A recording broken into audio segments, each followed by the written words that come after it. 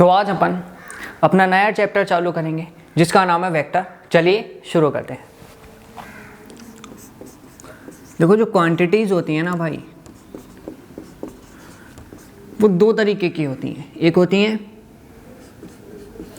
Non physical quantities, एक होती है फिजिकल क्वांटिटीज। जो नॉन फिजिकल क्वांटिटी होती है ना, ये नॉन मेजरेबल होती हैं, और जो फिजिकल क्वांटिटीज होती हैं ना, ये मेजरेबल होती हैं।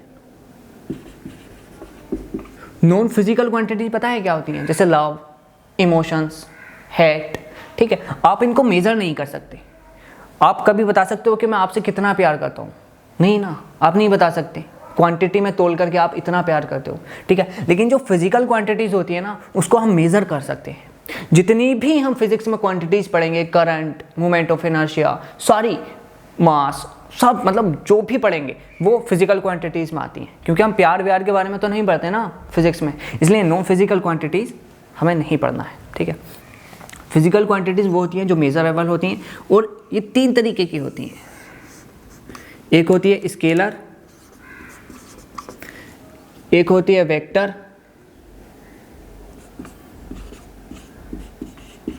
एक होती है टेंसर। ठीक है, अब इनके बारे में पढ़ते हैं। देखो हमें डीपली जो पढ़नी है वो ये पढ़नी है। इसके बारे में भी 5-6 पॉइंट देखेंगे, बस इतना ही पढ़ना, ठीक है। हमारे सिलेबस में ये दोनों हैं, स्केलर और वेक्टर। देखो स्केलर क्वांटिटी को रिप्रेजेंट करने के लिए हमें सिर्फ मैग्नीट्यूड की ज़रूरत होती है। जैसे मैग्नीट्यूड क्या होता है? न्यूमेरिकल वैल्यू जो होती है ना, वही होती है। जैसे कोई पूछे यार तेरा वजन कितना है, तो मैं कहूँगा 60 kg यार मेरा वजन है, तो बस यही मैग्नीट्यूड होगा। अभी मैग्नीट्यूड आगे समझ में आएगा, बने रहो, ठीक है। वो वेक्टर क्वांटिटी क्या होती हैं? ये वो क्वांटिटी होती हैं जिनको मैग्नीट्यूड की तो ज़रूरत होती है, डायरेक्शन की भी ज़रूरत होती है भैया इन्हें, प्लस इनको दे always vector law of addition. इसका मतलब है, देखो स्केलर क्वांटिटी का एग्जांपल देखो पहले। इसका एग्जांपल है mass, displacement, distance, etcetera. Vector quantity के एग्जांपल है फोर्स, डिस्प्लेसमेंट, एटसेट्रा। एग्जाम्पल्स की टेंशन मतलब आगे जाते जाते जैसे जाओगे तो स्केलर, वेक्टर, टेंसर के सबके एग्जाम्पल याद हो जाएंगे आपको, ठीक है। जैसे कोई पूछे तेरा मास कितना है, तो मैं कहूँगा 60 kg, बस मेरा काम हो गया। कोई मुझसे पूछे मेरा मास कितना है, तो मैं कहूँगा 60 kg, बस वो इतना ही पूछेगा। क्योंकि मास एक स्केलर क्वांटिटी है, और स्केलर क्वांटिटी में सिर्फ मैग्नीट्यूड चलता है। मतलब अब वो ये नहीं पूछेगा भाई तेरा 60 kg वजन तो है, लेकिन मुंबई में है, इंडिया में है, साउथ अफ्रीका में है, इंग्लैंड में है, वो ये नहीं पूछेगा। आपने सिर्फ मैग्नीट्यूड बता दिया, वो समझ गया, ठीक है। लेकिन वहीं वेक्टर क्वांटिटी, जैसे फोर्स इसका एग्जांपल है ना, जैसे हम वेक्टर क्वांटिटी का एग्जांपल फोर्स है ना, फोर्स, ठीक है। तो आपने कहा यार 5 न्यूटन फोर्स लगाया है मैंने एक ब्लॉक पर, जिसका वजन है 5 kg। मतलब एक 5 kg का ब्लॉक है, उस पर मैंने 5 न्यूटन फोर्स लगाया है, ठीक है। तो अब मुझे बताओ ये ब्लॉक किस तरफ मूव करेगा? तो हो सकता है आपने फोर्स इधर लगाया हो 5 न्यूटन का, हो सकता है आपने फोर्स इधर लगाया हो 5 न्यूटन का, हो सकता है आपने फोर्स इधर लगाया हो 5 न्यूटन का, हो सकता है फोर्स आपने इधर लगाया हो 5 न्यूटन का। मतलब अगर आपने फोर्स सिर्फ 5 न्यूटन बताया है ना, तो ये इनकम्प्लीट इन्फॉर्मेशन है। क्यों? क्योंकि फोर्स जो है वो एक वेक्टर क्वांटिटी है।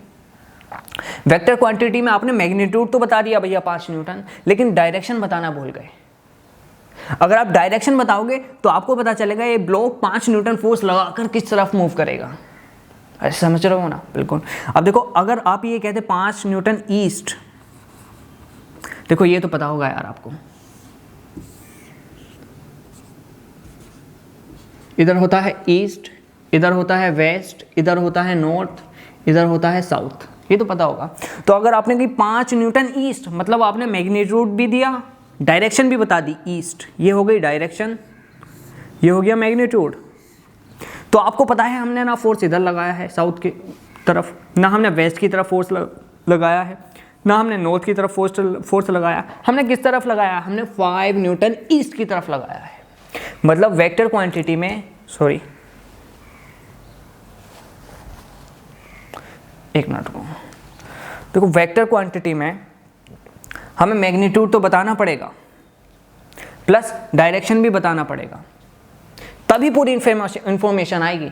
ठीक है, चलिए आप मैग्नीट्यूड की कहानी समझ गए, आप वेक्टर की कहानी समझ गए, अब आप लॉ ऑफ एडिशन की भी कहानी समझिए। Sorry, always vector law of addition, ये क्या, किस खेत की मूली है? तो कुछ नहीं, जैसे अगर आप स्केलर को मतलब मेज़र करोगे, तो मान लो आप 5 kg आम लाए, उसमें आप 2 kg और ले आए, तो कितना हो गया 7 kg। उसी तरह से आपने 5 kg आम थे एक किसी भी बास्केट में, उसमें से आपने 2 kg निकाल लिए, तो कितना बचा 3 kg। मतलब स्केलर क्वांटिटी में आप आराम से प्लस माइनस कर सकते हो, लेकिन अगर मैं कहूं आपने फोर्स लगाया 5 न्यूटन प्लस वो लगा दिया 3 न्यूटन, तो ये not always is equals to 8, ये हमेशा 8 नहीं होगा। हाँ, ये 8 हो सकता है, यही वेक्टर लॉ ऑफ एडिशन है। मैं समझाता हूं आपको। मान लो ये ब्लॉक है 5 न्यूटन का, आपने इस पे एक वेक्टर लगाया जिसका नाम है ए वेक्टर, दूसरा वेक्टर लगाया जिसका नाम है बी वेक्टर। ए और बी वेक्टर के बीच में एंगल 60 थीटा ले लेते हैं। अभी तो हम फॉर्मूला बना रहे हैं ना, इसलिए वेरिएबल चीज़ें लेनी पड़ेंगी थीटा। तो इसका जो एफ नेट होगा ना, वो आ जाएगा इस वाले फॉर्मूले की मदद से, ए का स्क्वायर प्लस बी का square plus 2ab cos theta. यही फॉर्मूला कहलाता है always vector law of addition. समझ रहे हो ना? मतलब हम डायरेक्टली a प्लस बी नहीं करेंगे स्केलर फॉर्म की तरह, हम करेंगे a square plus B square plus 2ab cos theta. Theta क्या है? Angle between a vector and b vector. अब देखो इसका एक एग्जांपल देता हूँ मैं आपसे। कहे 5 kg का एक ब्लॉक है कोई भी, उस पर मैंने फोर्स लगाया 5 न्यूटन, एक और फोर्स लगाया 10 न्यूटन और थीटा ले लिया 30 डिग्री। तो इसका एफ नेट बताओ। तो आपको पता है फोर्स एक वेक्टर क्वांटिटी है, बिल्कुल।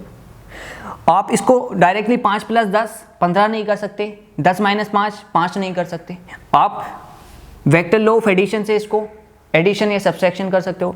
तो आप ये वाला फॉर्मूला लगा दोगे, अंडर रूट ए का स्क्वायर प्लस बी का स्क्वायर प्लस 2 इंटू ए इंटू बी इंटू कोस 30। ठीक है, अब आप इसको सोल्व कर लोगे बड़े आराम से। ये हो गया 25 प्लस ये हो गया 100 प्लस ये हो गया 100 मल्टीप्लाई कोस 30 की वैल्यू होती है अंडर रूट 3/2। मतलब कैलकुलेशन गंदी आएगी, लेकिन आपको कॉन्सेप्ट पता चल गया होगा। ठीक है, चलिए अब आपको ये चीज़ भी समझ में आ गई। अब चलते हैं हम टेंसर क्वांटिटी की तरफ।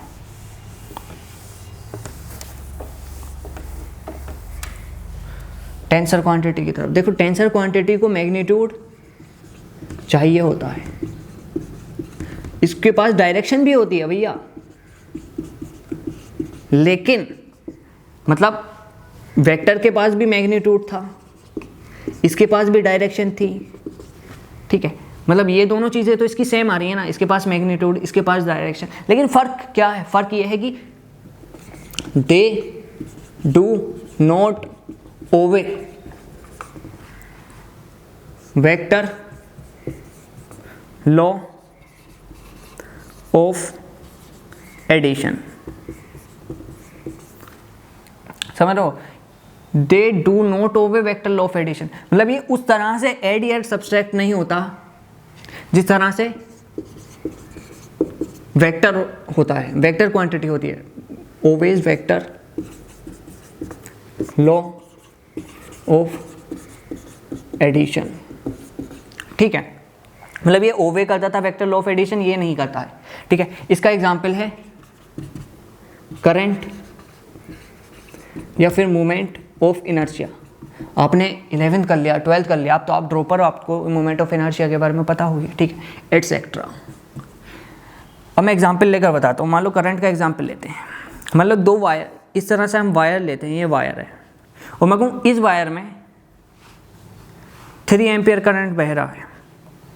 तो आप पूछोगे यार आपने मैग्नीट्यूड तो बता दिया 3 एम्पियर, डायरेक्शन भी बताओ, इधर बह रहा है या इधर बह रहा है। तो आप कहोगे यार इधर बह रहा है, मतलब 3 एम्पियर। चलो हमें मतलब डायरेक्शन भी बतानी पड़ेगी, तभी टेंसर क्वांटिटी की पूरी बात पता चलेगी। उसी तरह से मैंने कहा 5 एम्पियर, इस वायर में भी बाहर बह रहा है करंट, तो आप कहोगे इधर या इधर। मैंने बता दिया चलो यार इधर बह रहा है, और ये एंगल ले लेते हैं 30 डिग्री।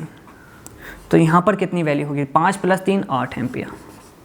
मतलब प्लस माइनस की तरह आप सोल्व कर सकते हो। 5 + 3 8 एम्पियर। डजेंट मैटर यहाँ एंगल कितना है, यहाँ हो सकता है आपको एंगल 60 डिग्री दे दे तो भी 5 + 3 8 एम्पियर।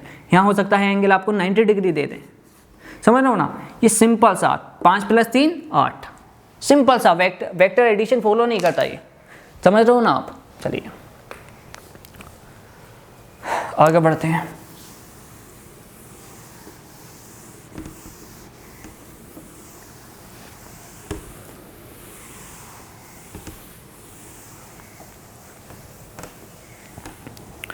अब देखो हम देखेंगे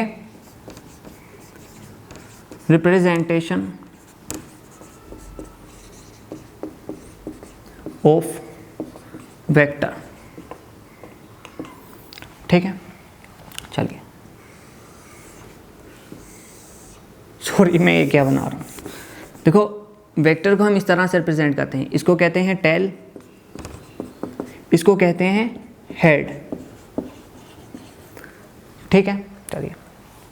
और लेंथ ऑफ वेक्टर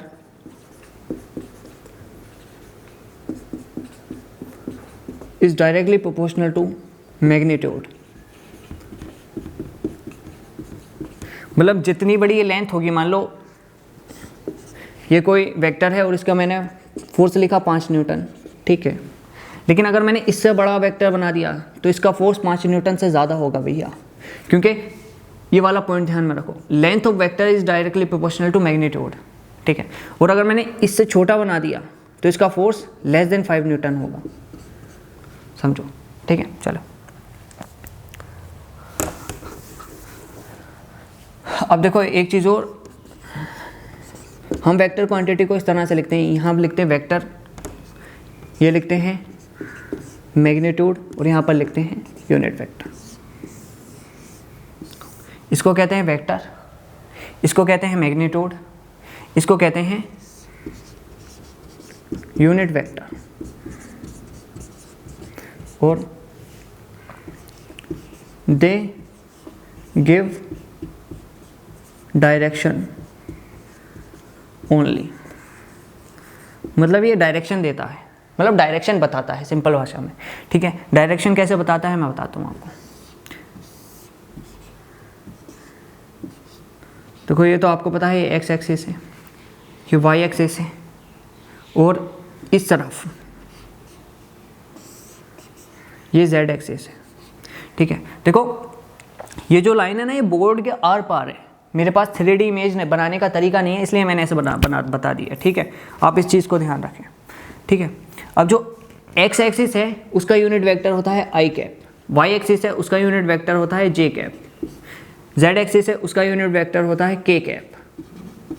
ठीक है, मतलब देखो समझो, अगर मैंने कही force is equal to 5 newton i cap, देखो ये तो वेक्टर क्वांटिटी हो गई, ये इसका मैग्नीट्यूड हो गया, और ये इसका यूनिट वेक्टर हो गया। अब इसका मतलब क्या है, मैंने फोर्स लगाया 5 न्यूटन आई कैप, मतलब एक्स एक्सिस की तरफ। उसी तरह से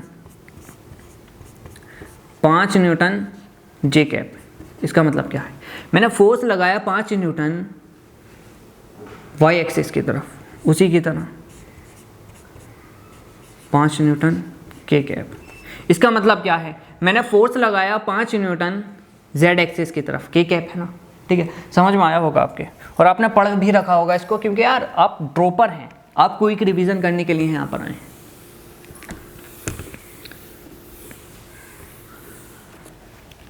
चलिए अब कुछ पॉइंट्स देखेंगे हम।